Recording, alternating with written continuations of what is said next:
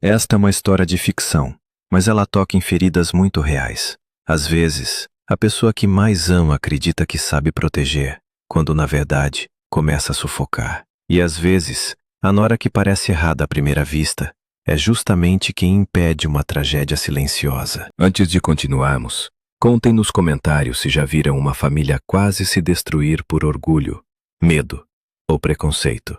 E, se gostarem de histórias humanas, profundas e cheias de viradas, deixem o like e inscrevam-se no canal. Helena sempre se orgulhou do filho e, para ser justa, tinha motivos para isso. Daniel era alto, bonito, educado, inteligente, formado em tecnologia e já ocupava um cargo respeitável numa grande empresa de energia. Em pouco mais de 2 anos depois da faculdade, já havia sido promovido à chefia de setor. Ninguém lhe entregara nada de bandeja. Pelo menos era nisso que Helena acreditava, e com certo fundamento.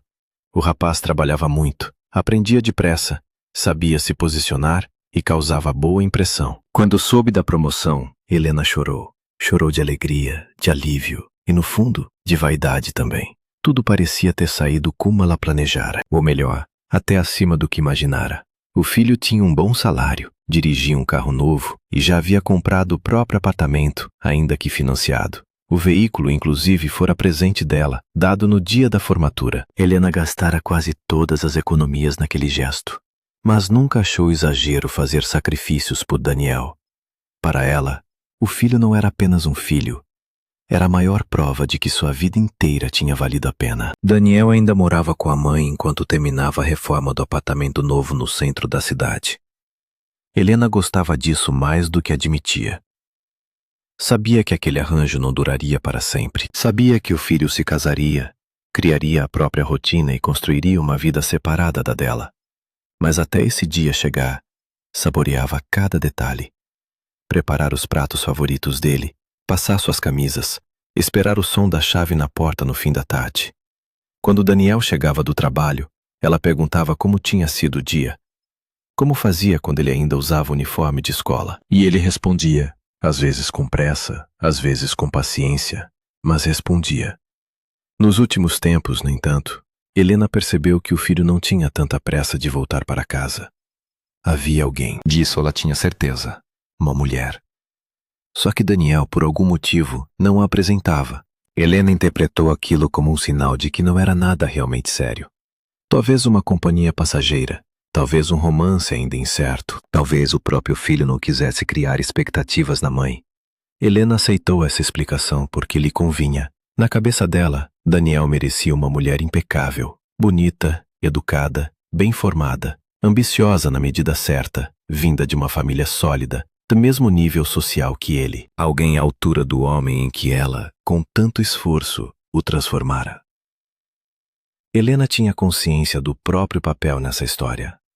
Não via o sucesso do filho como simples acaso ou mérito exclusivamente dele. Via como resultado de décadas de luta, disciplina e renúncia. E nesse ponto, também não estava totalmente errada. Daniel nascera quando Helena já tinha passado dos 40. Antes disso, a vida dela seguira outro rumo. Vinda de uma família humilde do interior, fora a única entre os irmãos a insistir na universidade. Não queria voltar para a casa simples, para o ritmo pesado do campo, para a sensação de que o destino já estava decidido antes mesmo de começar. Estudou economia com obsessão. Via cada prova, cada estágio e cada noite mal dormida como uma ponte para outra existência.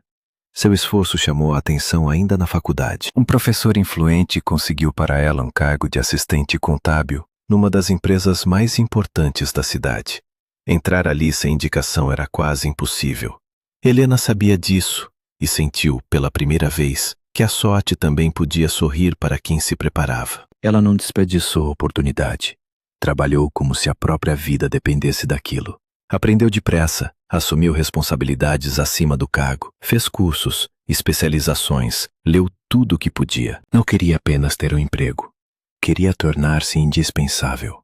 E conseguiu. Anos depois, já era uma profissional respeitada, com salário alto, apartamento próprio e uma reputação impecável. Nesse período, enquanto as amigas sonhavam com o casamento, Helena sonhava com independência.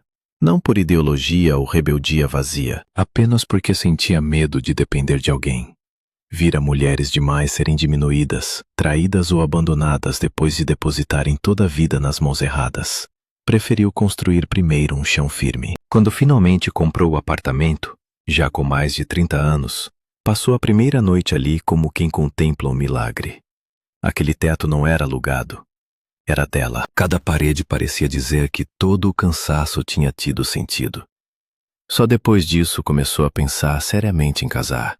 Teve alguns romances curtos, encontros que serviam mais de pausa na rotina do que de projeto de futuro. Mas quando decidiu que queria formar família, esbarrou numa realidade que a amargurou. Havia homens interessantes ao redor, sim, inteligentes, estáveis, bem apresentados, só que quase todos usavam alianças. Os melhores já tinham sido escolhidos, pensava ela, com um ressentimento que escondia sob elegância. Foi então que apareceu Renato. Ela o conheceu numa corrida de táxi, tarde da noite, depois de um fechamento pesado no trabalho. Renato era mais jovem, falante, espirituoso, e tinha aquele tipo de leveza que desmonta as defesas de quem vive sempre alerta. Ele a fez rir, fez elogios que não soaram mecânicos, fez perguntas que pareciam interessadas de verdade. Quando Helena percebeu, já falava de si com uma sinceridade incomum. Ao descer, lamentou intimamente que o trajeto tivesse acabado. No dia seguinte, Renato ligou. Depois ligou de novo, e mais uma vez. Logo os encontros começaram, e Helena se sentiu tomada por uma alegria quase adolescente. Com ele experimentou algo que o trabalho, o prestígio e a estabilidade nunca lhe deram, a sensação de ser desejada, vista, escolhida. Renata acabou se mudando para o apartamento dela com uma rapidez que, mais tarde, Helena consideraria um aviso. Na época, pareceu apenas natural. Ele dizia que a casa dos pais estava apertada. A irmã havia voltado para lá com os filhos, e o ambiente se tornara insuportável. Helena o acolheu sem resistência. Na verdade, gostou de cuidar. Gostou de ter alguém esperando por ela em casa. Gostou de ouvir passos além dos seus. Renato cozinhava bem, elogiava seu esforço, mantinha o apartamento em ordem e a tratava com um carinho que Helena nunca recebera antes. Para uma mulher acostumada a ser forte, eficiente e útil, aquilo bastou para parecer amor. Mas o tempo foi mostrando outra camada. Renato deixou o táxi. Primeiro, reclamou do risco, do cansaço, da imprevisibilidade. Depois, alegou que a empresa faliu. Helena acreditou. Ele passou a procurar trabalho. Fazia algumas ligações, ia a entrevistas, comentava vagas. Nada se concretizava. Helena tranquilizava, dizia que sua renda bastava por enquanto. Ele parecia não ter pressa. Às vezes saía para bicos noturnos, por vezes sumia por 1 ou 2 dias e voltava satisfeito demais para quem supostamente enfrentava uma fase difícil. Helena interpretava aquilo do jeito que queria. Dizia a si mesma que ele precisava de tempo, que estava ferido por não conseguir se recolocar, que tinha orgulho. O amor, quando não é saudável, vira também uma fábrica de desculpas. A verdade surgiu por acaso, como tantas verdades dolorosas. Numa viagem de trabalho a uma cidade vizinha, depois de uma auditoria, Helena foi jantar com colegas. E no restaurante, viu Renato. Estava sentado diante de uma moça jovem, bonita, rindo com ela, acariciando-lhe a mão, arrumando-lhe o cabelo, beijando-lhe os dedos com uma intimidade impossível de confundir. Helena não fez escândalo. Não ali. Não diante dos colegas. Voltou para o hotel em silêncio, e no quarto, chorou até o corpo doer. A cena quebrara não só a confiança, mas a fantasia inteira. Não era apenas uma traição, era a prova de que ela sustentava um homem que lhe mentia e, provavelmente, usava o dinheiro dela para impressionar outras mulheres. Quando o confrontou, Renato tentou negar, depois minimizar, depois pedir perdão. Quando percebeu que não funcionaria, mostrou a face que sempre existira por baixo da gentileza. Disse que Helena era fria, controladora, pesada, sem graça. Disse que ele era jovem e que mulheres jovens o atraíam. Disse coisas cruéis do tipo que só quem quer ferir profundamente escolhe dizer. Helena expulsou Renato de casa, mas não conseguiu expulsar as palavras dele da memória. Durante muito tempo se perguntou se, no fundo, ele não teria razão.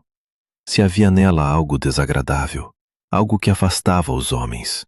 Se o problema não estava menos neles e mais nela. A partir daí, Fechou uma porta dentro de si. Perdeu a vontade de casar, mas não abandonou o desejo de ser mãe. Tentou em relacionamentos passageiros engravidar sozinha. Não conseguiu. Naquela época, buscar ajuda médica para esse tipo de projeto parecia para ela impensável. Helena concluiu que talvez não pudesse ter filhos e foi aprendendo a viver com essa ausência. Só que a vida, às vezes, escolhe surpreender quando a pessoa já desistiu de esperar. Perto dos 40, ela conheceu Augusto, diretor de uma empresa parceira. Divorciado, seguro de si, generoso, maduro. Era o oposto de Renata em quase tudo. Levava a bons restaurantes, enviava flores, oferecia apoio concreto. Falava com respeito. Helena não sentia por ele o mesmo descontrole que sentira pelo taxista, mas sentia paz. E depois de certa idade e de certas decepções, paz pode parecer mais valiosa que vertigem. Augusto a pediu em casamento e ela aceitou. Contou-lhe antes que acreditava não poder ter filhos. Ele não se importou. Já era pai de 2 jovens e parecia satisfeito com isso. Foram morar no apartamento dele, enquanto Helena alugou o próprio imóvel. Pouco tempo depois, veio o impensável, a gravidez. Helena lembraria daquela descoberta pelo resto da vida. O choque, o riso nervoso, o medo de perder, a alegria quase dolorosa. Era como se um desejo antigo, já enterrado, tivesse voltado à superfície pedindo passagem. Augusto se emocionou também. Tinha certeza de que seria um menino e até sugeriu o nome: Daniel. Mas a felicidade durou pouco. Augusto sofreu um derrame fulminante e morreu em poucas horas antes de ver o filho nascer. Helena ficou devastada, grávida, viúva e de novo sozinha. Os filhos adultos de Augusto apareceram rapidamente para reivindicar o que julgavam pertencer-lhes por direito. Helena, exausta demais para lutar por bens, abriu mão da parte que lhe caberia. Preferiu voltar para o próprio apartamento e concentrar toda a energia na criança que carregava. Daniel nasceu antes do tempo, pequeno, frágil, doente, choroso. Vieram exames, consultas, suspeitas assustadoras, diagnósticos provisórios que pareciam sentenças. Helena gastou dinheiro, tempo, força e tudo que ainda restava de esperança buscando tratamentos, médicos, terapias e centros especializados. Ela não aceitava perder também aquela chance. Foi uma batalha longa, mas valeu. Aos poucos, Daniel reagiu. Cresceu.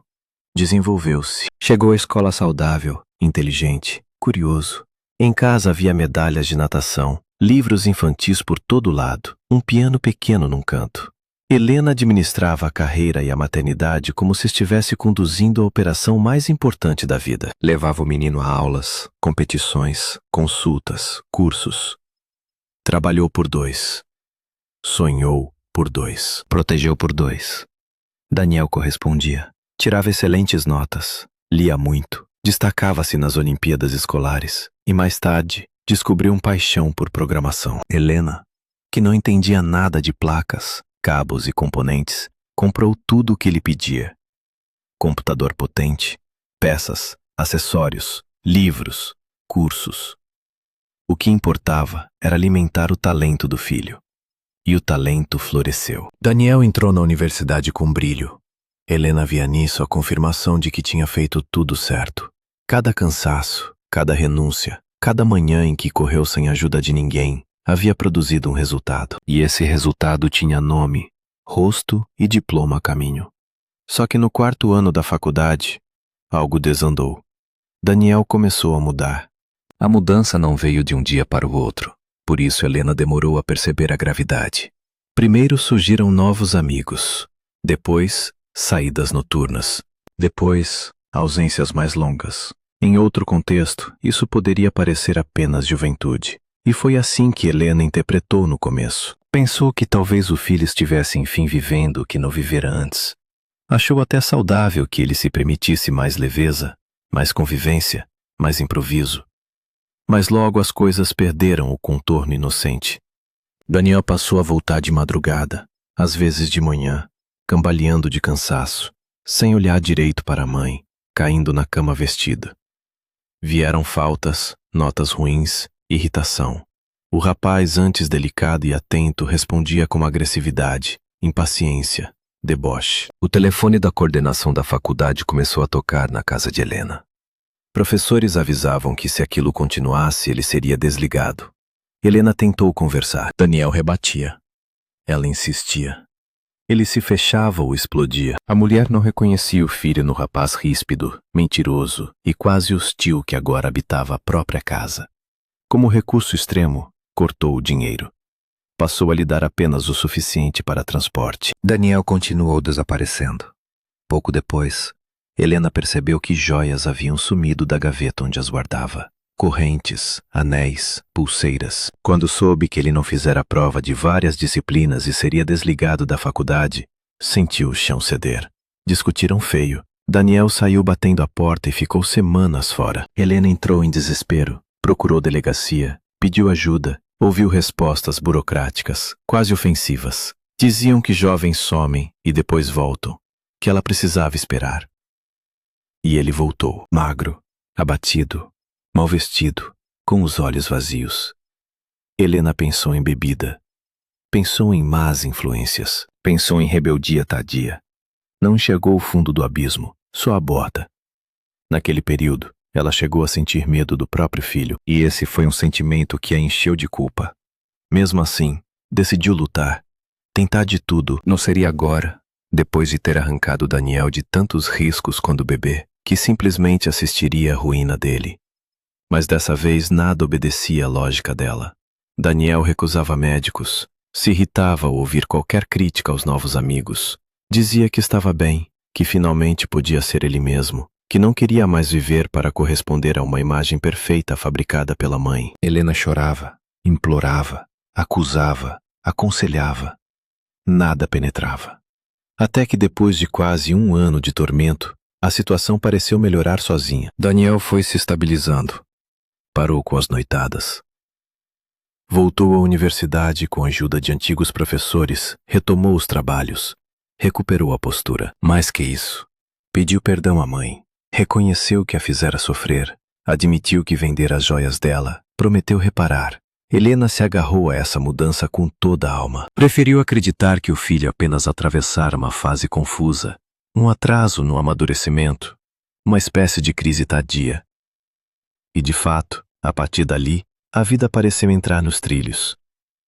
Daniel concluiu o curso com distinção, conquistou boa colocação, devolveu à mãe, em forma de novas joias, tudo o que lhe tomara. Comprou apartamento, começou a reformá-lo, viajou com amigos, passou a presenteá-la com pequenos passeios. A relação entre os dois recuperou um brilho antigo, embora algo ficasse sempre não dito. Havia 2 zonas de silêncio entre mãe e filho. A primeira era uma mulher que Helena intuía existir. A segunda era aquele período escuro do 4º ano, sobre o qual Daniel jamais falava. Qualquer tentativa de tocar no assunto fazia fechar o rosto, mudar de tom, erguer uma parede invisível. Helena, com o tempo, desistiu de insistir. Dizia a si mesma que o importante era o presente. Numa tarde calma, perto do aniversário de 65 anos, Helena estava em casa, bordando diante da televisão. Descobrirá no artesanato um consolo tardio. Antes, a vida era ocupada demais para esse tipo de delicadeza. Agora aquele trabalho silencioso lhe trazia serenidade. O telefone tocou. Era Daniel. Ele pediu que ela preparasse um jantar especial naquela noite. Disse para caprichar, porque levaria alguém importante. Helena, num segundo, endireitou a postura. Fez perguntas. Tentou arrancar detalhes. Soube apenas o nome da moça. Sofia. E ouviu do filho, com uma alegria que ela não escutava havia tempo, que se tratava de sua noiva. As horas seguintes foram tomadas por uma agitação quase juvenil. Helena foi ao mercado comprar o que faltava, escolheu guardanapos que combinassem com a louça, separou velas, arrumou a mesa com esmero, preparou um assado especial, purê, saladas, sobremesa. Enquanto cozinhava, imaginava a futura nora como sempre sonhara, refinada, segura, de boa família, formada, talvez filha de profissionais respeitados, alguém que entraria naquela casa confirmando tudo o que ela achava sobre o destino do filho. Quando a porta finalmente se abriu, entrou Daniel. Atrás dele vinha uma moça jovem, magra, pálida, de expressão tímida. Levava uma bolsa simples e usava sapatos gastos. Bastou um olhar para Helena sentir a primeira fisgada de decepção. Não era assim que imaginara a mulher do filho. Ainda assim, recebeu os dois com um sorriso disciplinado. À mesa, Sofia falou pouco no começo. Depois foi se soltando. Tinha traços delicados, olhos muito claros e um jeito sereno. Helena entendeu imediatamente o que podia atrair um homem como Daniel. Perto dela, o filho parecia ainda mais seguro, mais masculino, mais protetor. Sofia era 2 anos mais nova que ele. Tinha feito curso técnico de enfermagem e trabalhava como enfermeira auxiliar numa clínica particular. Helena registrou a informação com frieza. Curso técnico, na universidade. Trabalho digno, sim, mas insuficiente para o padrão que ela imaginara. Mais tarde, perguntou sobre a família. Soube então que Sofia viera do interior, de uma casa pobre, com vários irmãos, e que precisara trabalhar desde cedo para se manter na cidade enquanto estudava. Depois de formada, passara a dividir aluguel e viver do próprio salário. Por fora, Helena manteve a compostura. Por dentro, o julgamento já estava formado. Na cabeça dela, tudo aquilo se traduzia da forma mais cruel possível. Oportunismo. Uma moça humilde, sem grandes perspectivas. Havia encontrado em Daniel a chance de subir de vida. E se o rapaz, tão preparado, tão promissor, se encantara por aquela fragilidade, era porque não sabia enxergar o risco. O jantar terminou sem conflito aberto, mas com uma tensão fina, quase invisível. Quando Sofia foi embora, Daniel quis saber o que a mãe achara dela. Helena tentou ser diplomática, mas logo deixou escapar o incômodo. Disse que a moça não lhe parecia à altura. Falou da diferença de formação, de origem, de ambição. Insinuou que Daniel poderia estar sendo usado. O filho reagiu com indignação. Perguntou se ela realmente acreditava que ele só pudesse ser amado por causa do salário, do carro e do apartamento. Helena tentou recuar, explicar melhor, trazer à tona a própria experiência com Renato. Disse que já fora enganada e não queria o mesmo para ele, mas Daniel se fechou. Pediu respeito. Disse que amava a Sofia e que ela era diferente de tudo que a mãe pensava. Helena percebeu que se empurrasse demais naquela noite, perderia terreno. Então cedeu em aparência. Porém, dentro dela, a rejeição já criara raízes. O casamento veio mesmo assim. Helena tentou atrasar, aconselhar, sugerir prudência, observação, mais tempo. Daniel não arredou. Sofia também não confrontava a sogra de frente, o que irritava Helena de um jeito ainda mais fundo. A moça não revidava, não criava cenas, não fazia drama, apenas recebia as alfinetadas com educação. E talvez por isso mesmo, deixava Helena sem a justificativa perfeita para detestá-la abertamente. Houve outra pergunta que a sogra fez, certa vez, num tom aparentemente casual, mas claramente calculado. Por que Sofia não seguira para a faculdade? A jovem respondeu com simplicidade que ao terminar o curso técnico, precisou trabalhar de imediato. O alojamento estudantil tinha prazo. As contas precisavam ser pagas e um curso superior em tempo integral era inviável naquela fase. Helena ouviu e, ao invés de admirar o esforço, enxergou preguiça ou falta de ambição. Era uma conclusão injusta, mas confortável para seus preconceitos. Daniel e Sofia fizeram um casamento discreto. Nada de cerimônia grandiosa, nada de salão lotado, nada do espetáculo que Helena idealizara durante anos. Assinaram os papéis, jantaram com poucas pessoas próximas e viajaram sozinhos. O filho disse com naturalidade que preferia gastar o dinheiro em dias de descanso a dois e não em luxo para impressionar convidados. Helena culpou Sofia por essa escolha, ainda que Daniel garantisse que a decisão fora dos dois. Depois da lua de mel, os recém-casados se instalaram no apartamento de Daniel. No começo, visitavam Helena com frequência, depois menos. Mais adiante, quase não iam. Daniel explicou que cada encontro terminava com observações, correções e pequenas humilhações dirigidas à esposa. Helena, por sua vez, convenceu-se de que Sofia estava afastando o filho dela. A verdade era mais amarga e mais simples.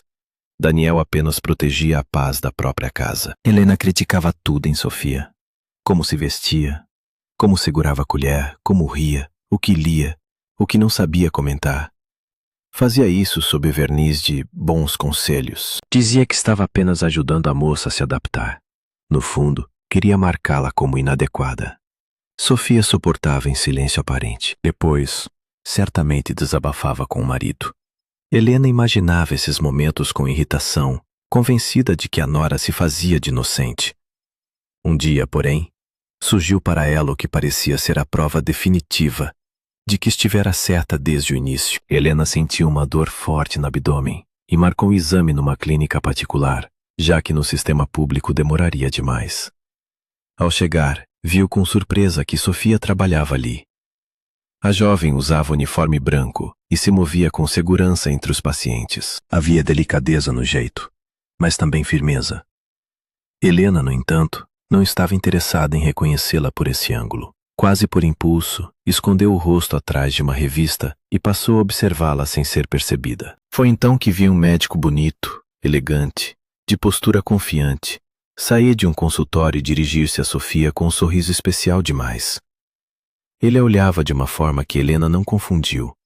Havia admiração, havia encanto, talvez algo maior. Os dois trocaram algumas palavras. Sofia respondeu, e o homem sorriu de novo. Aquilo bastou. Helena não sabia o conteúdo da conversa, não ouvira o tom inteiro, não conhecia a história, mas viu bastante para encaixar a cena na narrativa que já alimentava dentro de si.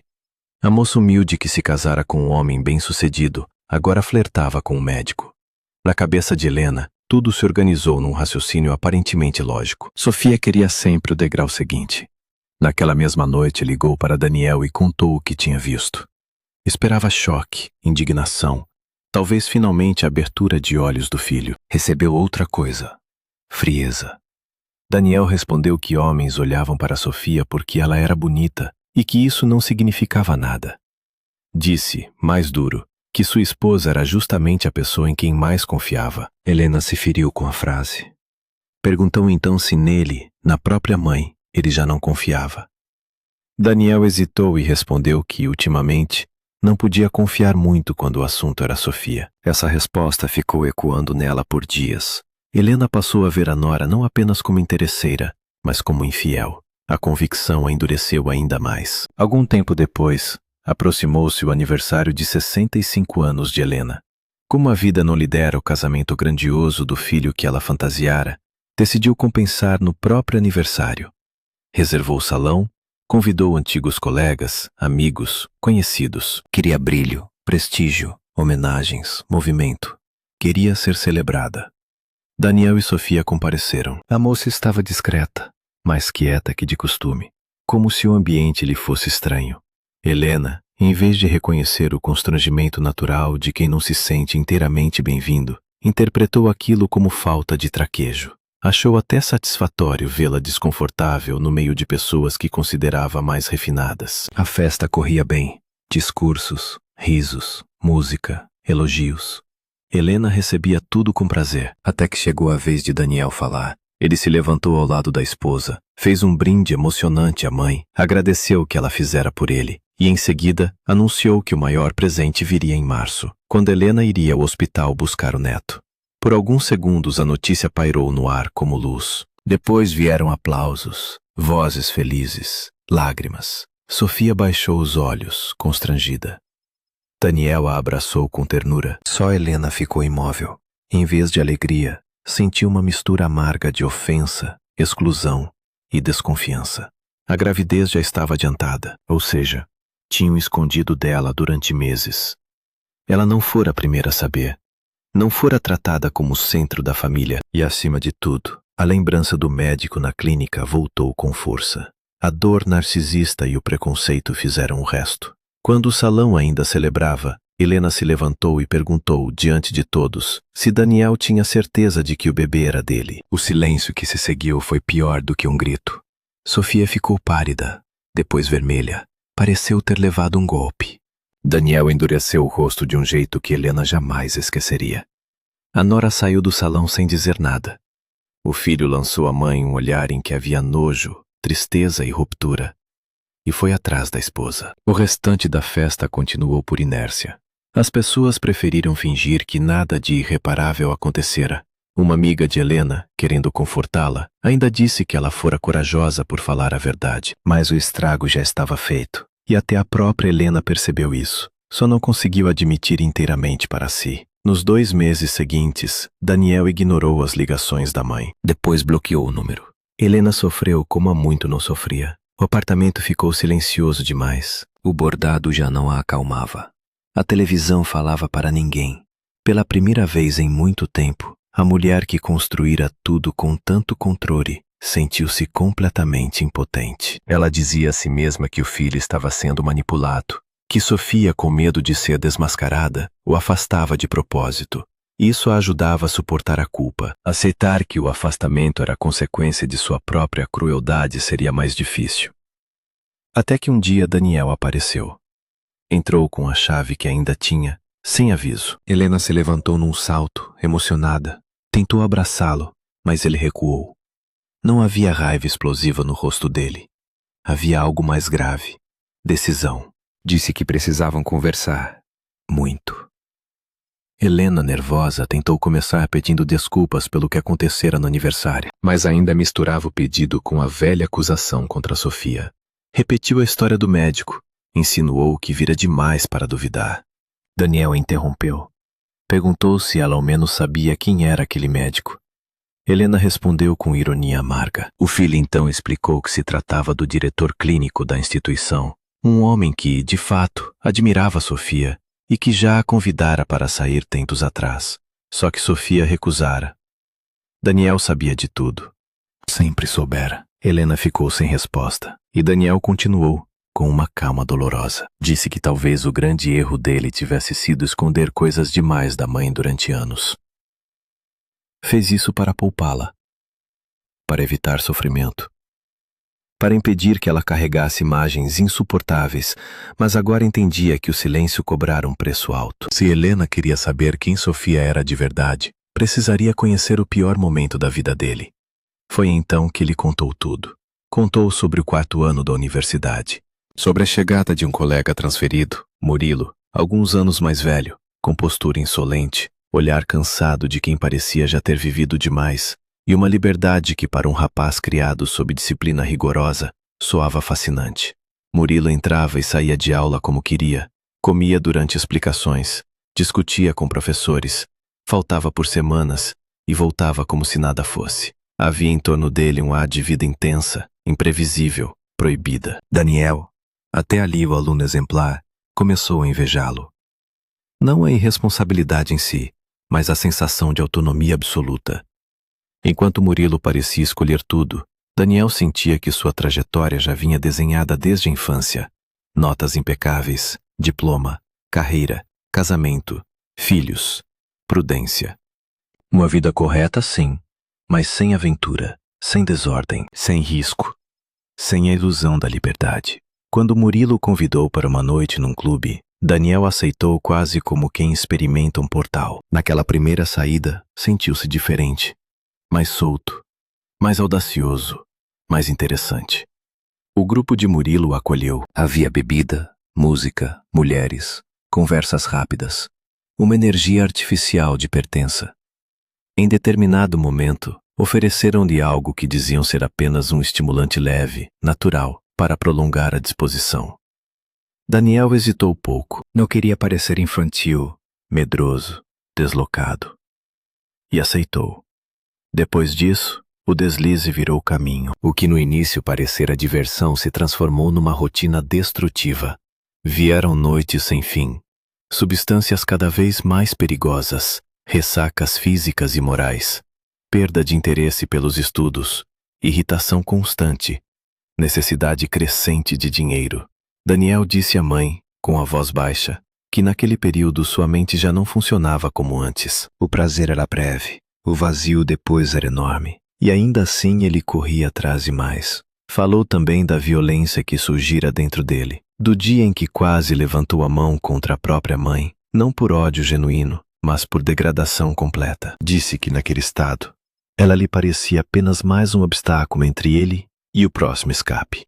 Contou que vendera as joias dela sem sentir culpa real na época. Contou que abandonara as provas, mentira sobre o paradeiro, dormir em lugares imundos, participar até de pequenos furtos motivados por desespero e alienação. Helena ouviu como quem assiste a própria vida sendo reescrita com tinta escura. Tudo aquilo acontecera sob o seu teto, diante dos seus olhos, e ela não entendera a dimensão. Daniel então falou de uma semana em especial. Expulso de si mesmo, sem dinheiro, sem rumo, mal alimentado e intoxicado, Passou dias fora de casa. Acabou num ponto de ônibus à noite, sob frio e chuva, quase sem forças para respirar. Disse que naquele momento já não lutava de verdade para sobreviver. Só estava deitada, esperando o pior chegar. E foi ali que Sofia apareceu. Ela voltava do trabalho.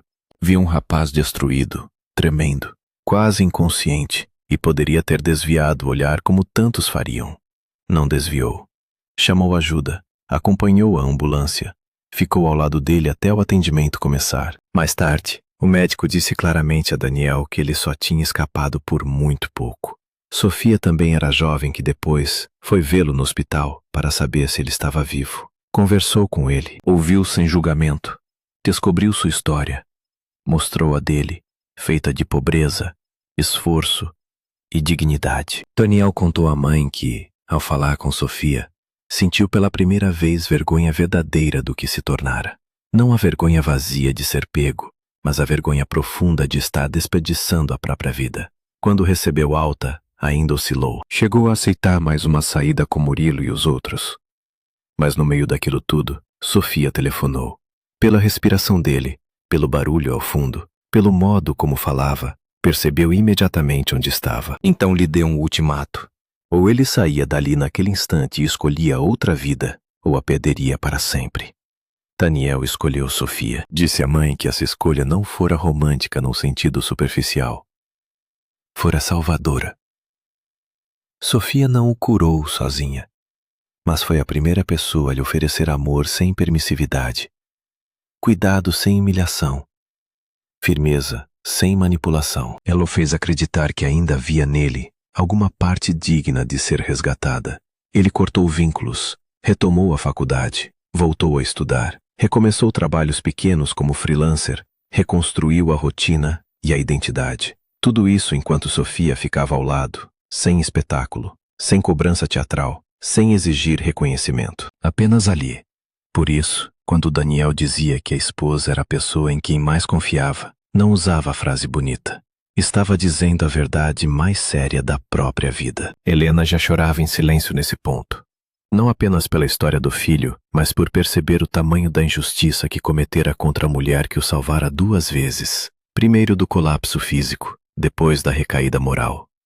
Daniel seguiu. Disse que nunca quis contar isso antes porque imaginava que a mãe não suportaria a culpa. Sofia concordara. Sonhava, inclusive, em ter com Helena uma relação ao menos pacífica. Não de grande intimidade, se isso fosse impossível, mas de respeito. Por isso tolerara ofensas, julgamentos e insinuações por tanto tempo. Não por fraqueza, e sim por amor ao marido e pelo desejo sincero de não partir a família. Na noite do aniversário, quando Helena fez a pergunta cruel diante de todos, Sofia se sentiu não apenas insultada como mulher, mas reduzida a uma caricatura da qual nunca conseguiu se defender. Daniel contou que a esposa chorara muito ao chegar em casa.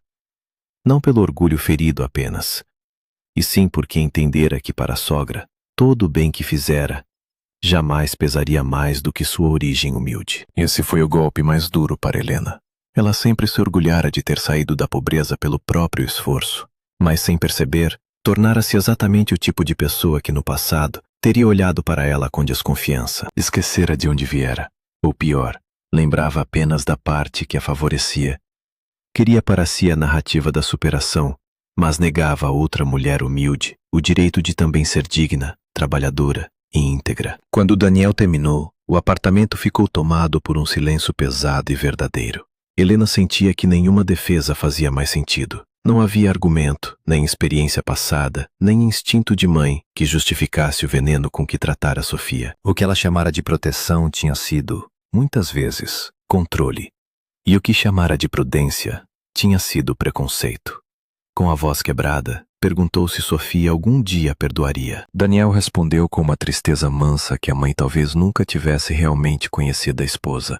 Disse que Sofia não era rancorosa, mas também não era obrigada a esquecer. O perdão, se viesse, Levaria tempo, principalmente porque agora havia um bebê a caminho. E a confiança em torno de uma criança não se reergue só com lágrimas.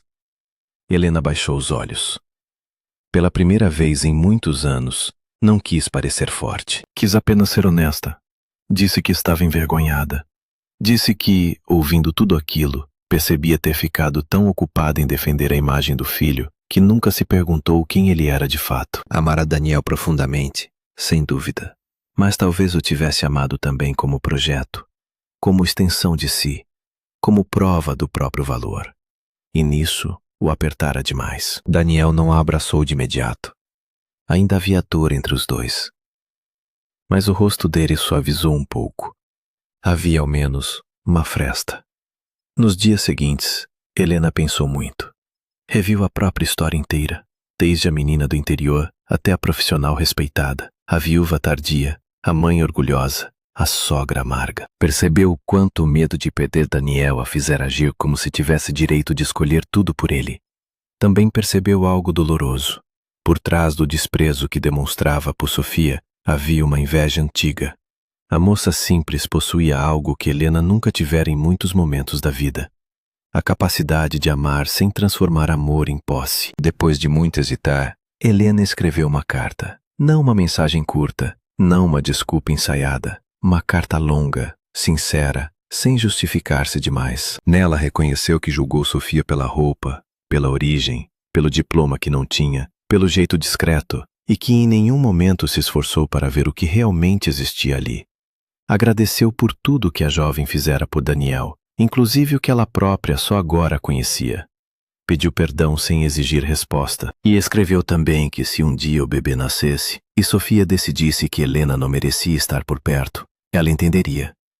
Entregar a carta foi mais difícil do que escrevê-la. Durante vários dias, Helena aguardou na bolsa e desistiu de bater a porta do filho. Por fim, tomou coragem. Foi até o apartamento novo, agora já pronto, e tocou a campainha com o coração aos pulos. Quem abriu foi Sofia. A jovem estava com o ventre já visível. O rosto, apesar do cansaço da gestação, mantinha a mesma delicadeza. Só havia agora algo a mais, uma prudência séria no olhar. Helena não tentou avançar, nem dramatizar. Apenas entregou a carta e disse que não exigia conversa. Sofia recebeu um envelope em silêncio. Daniel apareceu logo atrás. Havia tensão, mas não hostilidade. Helena foi embora sem insistir. Naquela noite, não dormiu direito. Esperava nada, porque sabia que já tinha esperado demais de outras pessoas a vida inteira. Ainda assim, no dia seguinte, Daniel ligou. Falou pouco. Disse apenas que Sofia tinha lido a carta e chorado, que não era um perdão completo nem imediato, mas que elas poderiam tentar começar de novo de outro lugar, um lugar mais verdadeiro. Helena sentou-se na cama e chorou como choram as pessoas que finalmente param de lutar contra a evidência. Chorou de alívio, de culpa e de gratidão. A partir daí, a aproximação foi lenta, e precisava ser. Sofia não virou de repente uma filha para Helena. Nem Helena se transformou magicamente numa sogra doce e fácil. Relações adultas raramente funcionam assim. O que surgiu foi algo melhor: honestidade. Quando Helena escorregava num comentário atravessado, percebia e se corrigia. Quando Sofia se sentia desconfortável, em vez de fingir, verbalizava com delicadeza. Daniel, por sua vez, deixou de mediar tudo em silêncio. Falava, colocava limites, dizia o que aceitava e o que não aceitava. Foi um aprendizado para os três. Helena conheceu aos poucos a mulher que antes se recusara a ver. Descobriu que Sofia era extremamente competente no trabalho. Estudava por conta própria para tentar uma graduação no futuro.